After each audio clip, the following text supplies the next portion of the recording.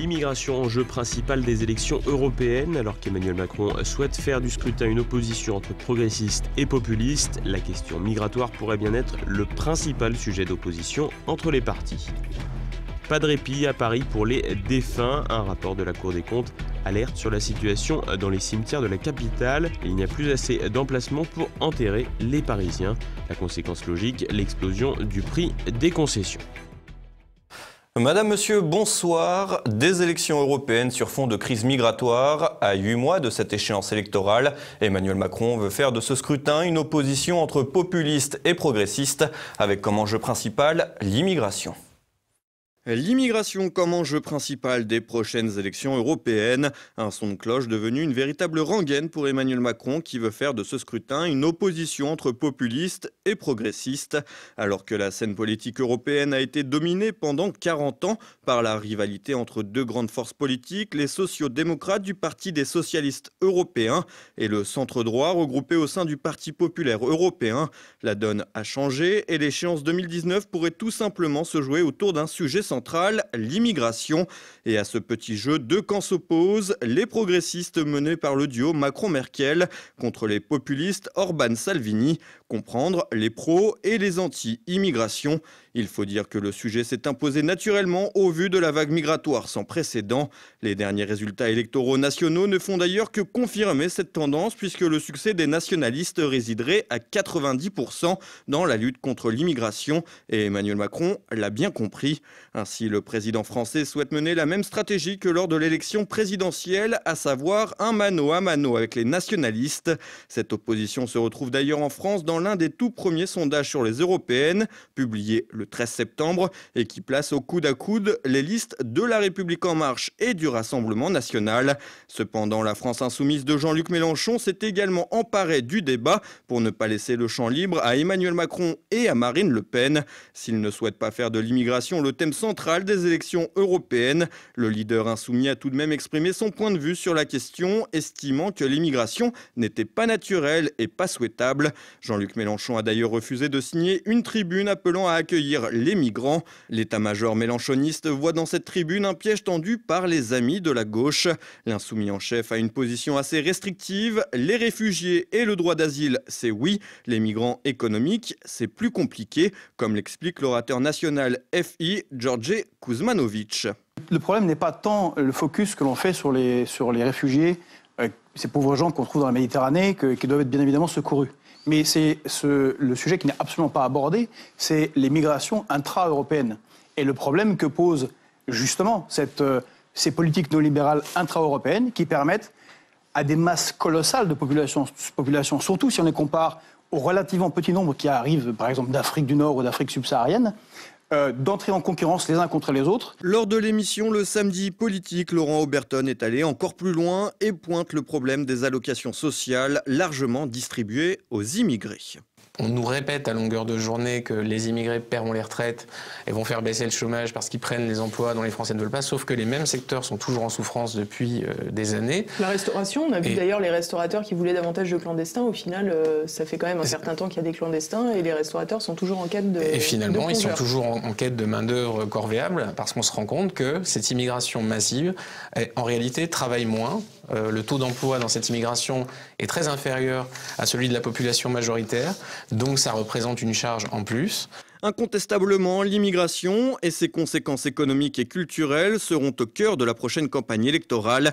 Et si les sondages donnent la liste La République En Marche gagnante, tout semble ouvert, que ce soit pour les Républicains, le Rassemblement National et les amoureux de la France, mais aussi pour la France insoumise.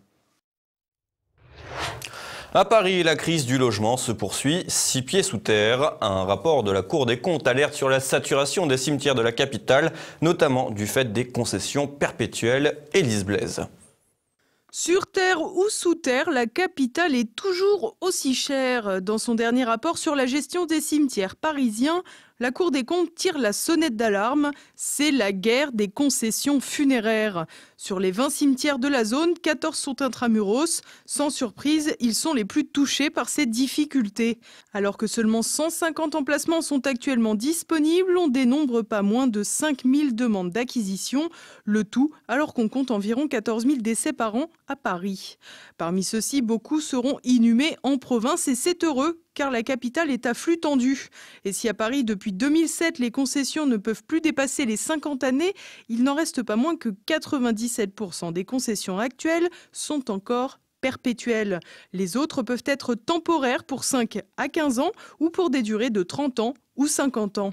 Dans ces cas-là, la famille propriétaire de la concession doit s'acquitter d'un droit à chaque échéance. Si elle ne le fait pas, la ville doit, quoi qu'il en soit, attendre 2 ans après ses sollicitations pour espérer reprendre la concession. De même, si la tombe est considérée comme à l'abandon, la commune peut faire constater l'état de la concession et entreprendre une procédure de reprise.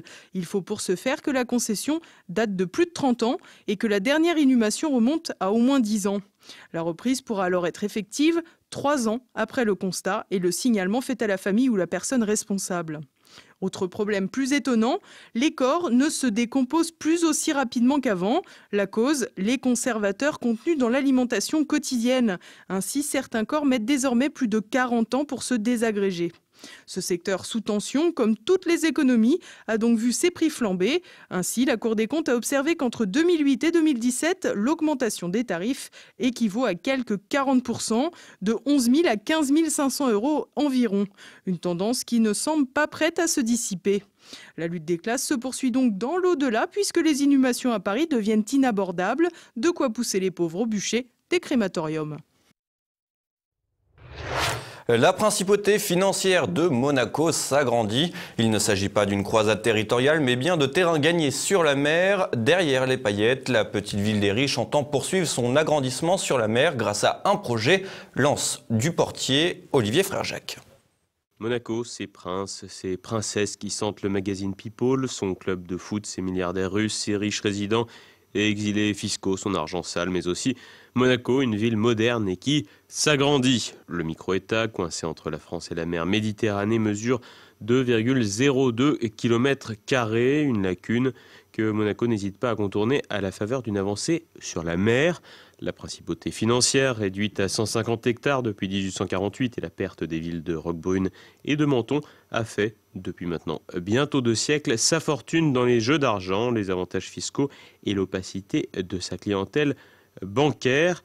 Résultat, la cité est aujourd'hui un havre de paix pour milliardaires, mais aussi une localité où se loger est toujours plus cher. Ainsi, le prix de l'immobilier parisien est réputé élevé, avec ses 10 000 € en moyenne du mètre carré. À Monaco, le mètre carré ne se négocie pas en dessous de 40 000 €. Et quand on a beaucoup d'argent et pas beaucoup de territoire, on peut se payer des idées. La famille Grimaldi, à la tête du petit État, l'a bien compris et a entrepris des travaux d'ampleur.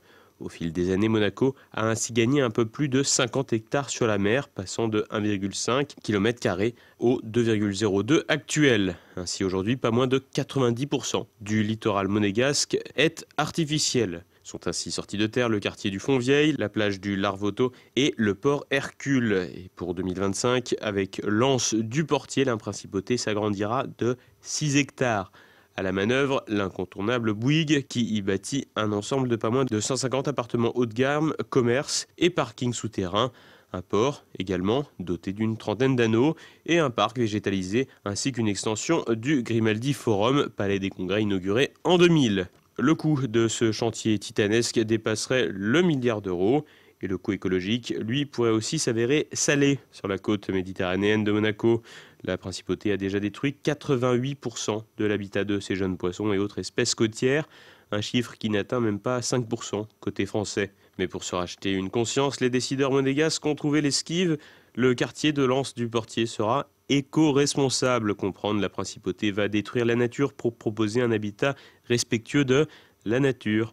Avec sa dose d'énergie renouvelable, ses édifices ne dépassant pas les 38 mètres de haut et sa mobilité dite propre, pas de quoi faire revivre les poissons crevés.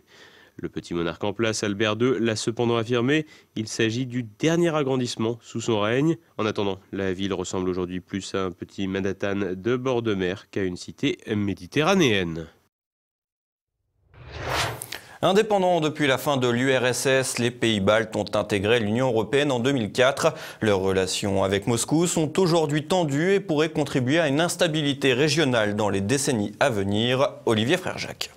Les pays baltes seront-ils l'épicentre des prochaines tensions en Europe, alors que les Balkans ont souvent été considérés comme une poudrière du vieux continent, avec leur lot de rivalités ethniques et religieuses? Les pays baltes, l'Estonie, la Lettonie et la Lituanie pourraient aussi être au cœur des prochains conflits intracontinentaux. Et pour cause, la Russie, dont l'Union européenne se détourne au profit des États-Unis, préserve une certaine influence auprès de ces États via une diaspora russophone et a vu d'un très mauvais œil l'intégration de Tallinn, Riga et Vilnius à l'ensemble bruxellois en 2004. Aujourd'hui, ces États ont en leur sein des populations russophones issues des politiques de russification voulues par l'Union soviétique. Des populations qui se sentent stigmatisées à la faveur de la renaissance des identités baltes. Rejetés chez eux, car ne parlant pas la langue nationale, ces citoyens étaient même en partie privés de droits avant l'intégration européenne de 2004, une contrainte communautaire qui n'empêche pas des cas particuliers souvent bien dérangeants.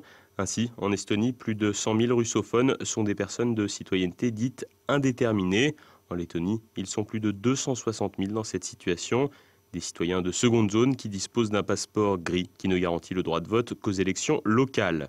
Ces populations sont aujourd'hui en déclin démographique, mais n'en demeurent pas moins conséquentes. Ainsi, un quart des Lettons et des Estoniens sont russophones, pour seulement 5,8% des Lituaniens.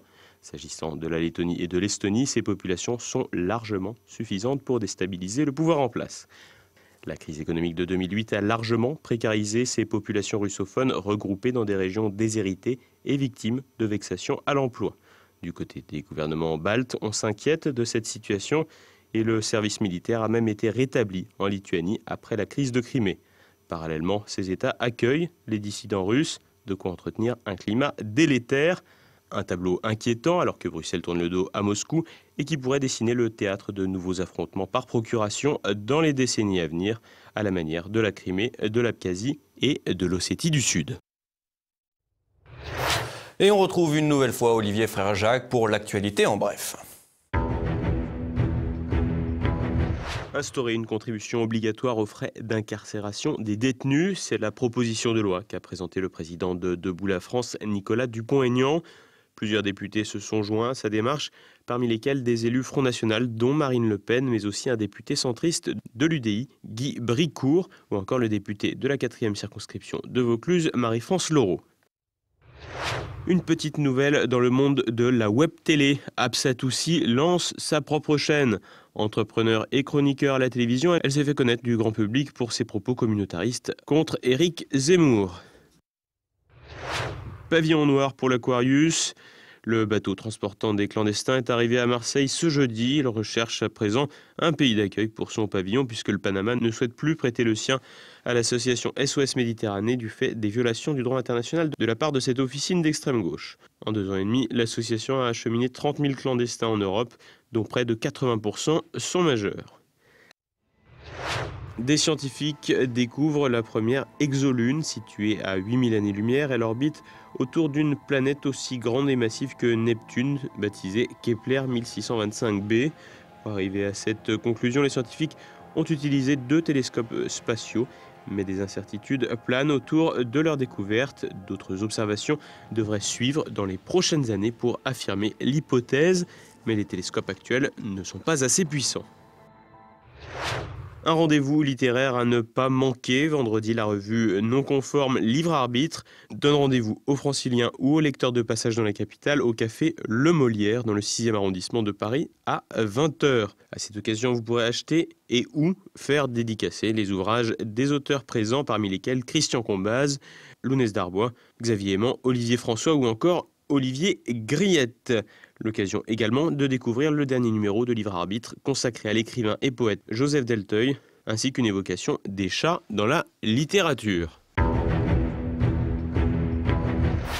Et ce soir, retrouvez notre Zoom du jour. Jean-Christophe Buisson, directeur adjoint du Figaro Magazine, fait partie de cette nouvelle génération de journalistes qui n'ont pas peur de leur ombre pour s'attaquer au politiquement correct. Il vient présenter un ouvrage passionnant, Les grands vaincus de l'histoire. l'idée c'était d'avoir un panorama à la fois des époques, des continents. Il y a aussi bien des grands vaincus américains ou sud-américains ou nord-américains, européens, asiatiques, africains, de l'Antiquité, des temps modernes, de l'époque contemporaine. Et à chaque fois, ce sont des vaincus qui incarnent quelque chose, chacun à leur façon. L'idée, c'est qu'aucun ne se ressemble vraiment. Et avec 13, on arrive à peu près à couvrir tout le spectre du vaincu, du vaincu qui l'a bien mérité au vaincu injuste, en passant. Mais leur point commun, c'est peut-être, on en parlera tout à l'heure, mais d'avoir été quand même vainqueur avant. C'est ça qui m'intéressait. Et tout de suite, une nouvelle chronique de la France de Campagnol avec Christian Combaz. C'est maintenant la fin de cette édition. Merci de votre fidélité. À demain. Bonsoir.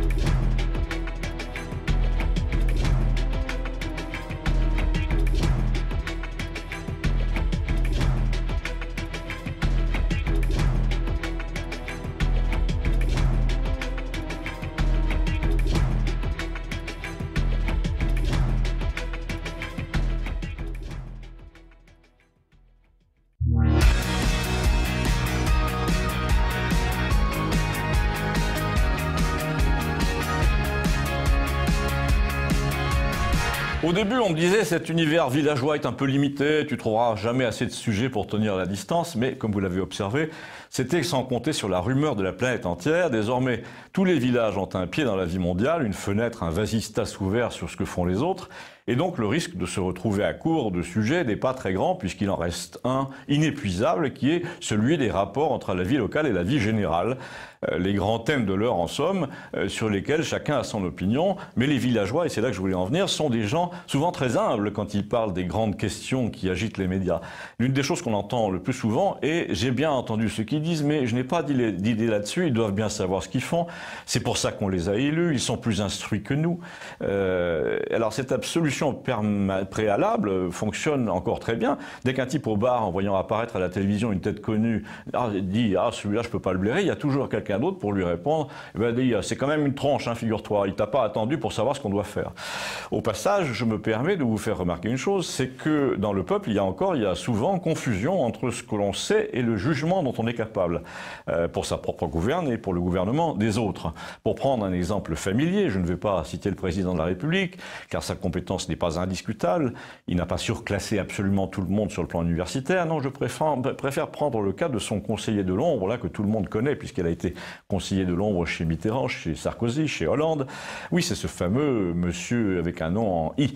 Eh bien, nous avons là le condensé du paradoxe entre une extrême agilité intellectuelle. Il est sorti premier de Polytechnique et troisième de l'ENA, et parallèlement, il n'a jamais cessé de proférer des âneries qui ont choqué les foules. Il a conseillé les pires choses aux hommes politiques, il a investi un 50e de l'argent qui lui avait été confié comme banquier dans l'émission de sa banque, mais ce qu'en retiennent les gens de la campagne, c'est pas touche, il a été major partout. Donc c'est une tronche, et les gens qui critiquent n'ont qu'à en faire autant. Alors, où veux-tu en venir, me demande-t-on, où veux-je en venir? Ah ben, à l'affaire Benalla, naturellement, parce qu'avec cette histoire, les affaires de l'État cessent d'être inaccessibles. Elles redescendent au niveau d'un feuilleton policier de TF1. C'est Commissaire Moulin, c'est Navarro. Vous avez des types trop jeunes, trop louches, trop riches, qui font une ascension trop rapide grâce à des complicités un peu bizarres. Il n'est plus question de diplôme ni de tronche, là, mais de débrouillardise. Il y a un côté tapis là-dedans aussi. C'est la vie des hautes sphères mise à la disposition des commentaires de café. Et on peut dire que les commentaires vont bon train. C'est pour ça que c'est une bombe. Enfin, au début, ça aurait pu rester une bombinette, mais deux ingrédients se sont mélangés. Le caractère accessible du ou des protagonistes de base, dont on a vu 100 fois le modèle à la télé, donc genre Commissaire Moulin, sortant du stand de tir, et l'absence totale de jugement du président et de la République, et des quatre tronches là qui l'entourent, tous sortis des meilleures écoles, mais tous incapables de s'apercevoir que cette histoire était une étincelle près d'un hangar d'ammonitrate. La preuve, et j'en reviens à ce qui se passe à Campagnol, mon voisin qui a 93 ou 94 ans, qui a Internet, qui conduit sa voiture, qui jusqu'à présent était plutôt systématiquement du côté de ceux qui savent, c'est-à-dire partisans d'une hiérarchie à la De Funès. Vous savez, les dirigeants sont toujours les plus vieux, les plus sages, les plus solennels, les plus diplômés, les plus riches, et les autres suivent. Eh bien, il a complètement changé son fusil d'épaule, ce voisin, et il commence à trouver que ces gens de Paris, quel que soit leur diplôme, font vraiment n'importe quoi. Déjà, les images de la fête de la musique avec les danseurs noirs hip-hop à l'Élysée l'ont durablement choqué, cet homme, parce qu'il mélangeait le classicisme à la française avec le côté new-yorkais, des types à moitié à poil, les inscriptions ordurières sur les t-shirts. Et là, on voit un type qui a l'âge de son arrière-petit-fils, qui jongle avec les accréditations, qui frappe des gens dans la foule, qui se comporte comme un rappeur, le flingue à la main sur les selfies, qui conduit des grosses voitures, qui fait tuner comme dans Taxi 4, et qui tutoie le président de la République. Et je ne parle pas de ses origines, mais lui, évidemment, le voisin, il en a parlé. Alors vous allez me dire, mais comment savez-vous qu'il tutoie le président de la République? Je ne le sais pas, il est probable d'ailleurs que non. Mais mon voisin de 93 ans, lui, il le pensait. C'est d'ailleurs très symptomatique de ce qui se passe dans l'opinion au sujet de ce régime. Et je ne vous parle pas du renvoi des opposants devant la psychiatrie, mais c'est uniquement parce que j'ai plus le temps. Ce sera pour demain. À demain donc, abonnez-vous, merci. Comme ça, vous ne manquerez aucun épisode. C'est sur YouTube sous le nom Campagnol TVL. Merci.